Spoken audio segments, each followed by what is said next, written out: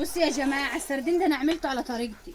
قطعت قرنين شطه على قرن فلفل وبصلايه وطماطمتين 3، ومسكت السردين طبعا غسلته بليمون وملح وكده، فانا عاملاه لكم على طريقتي يعني. وحطيت شويه كمون على شويه شطه كده وشويه ملح وشويه زيت، ومش عارفه اطيبه بقى. مستنيه امي تطيبهولي، وامي مشت عشان عندنا واحده لسه متوفيه دلوقتي، ربنا يرحمها يا رب ويرحمنا برحمته، فمش عارفه اطيب بقى. وحركت نص البكاكين.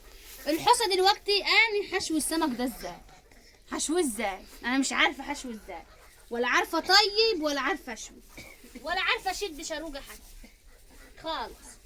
والنسوان خوات الزطل الاتنين مش عارفين يقعدوا للفور. انا مش عارف اهاليهم كانوا بيجوزوهم ليه. ما تضحكوش عليا يا جماعه، اصل انا ما بقعدش للفرن حاميه والله، انا بقعد للفرن الغاز، ما بعرفش اقعد للفرن الحاميه. احنا ما عندناش، بس احنا بنستعمله الفرن الغاز، ما بنستعملوش الفرن الحاميه. بس لما باجي اخبز عند امي عشان اوفر الايه القش وكده. بس انا قولوا لي دلوقتي اعمل ايه في البكاكين دي؟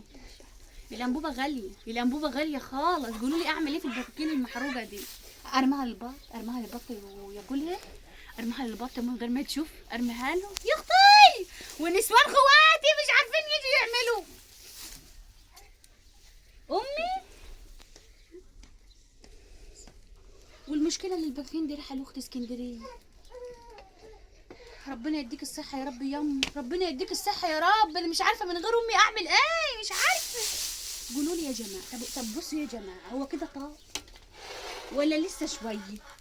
هو كده طب ولا لسه شويه ولا ناقصه ايه؟ طب احط عليه شويه ميه عشان اطيبه ولا اعمل ايه؟ مش عارفه، انا مش عارفه، ولا عارفه اطيب ولا عارفه اعمل.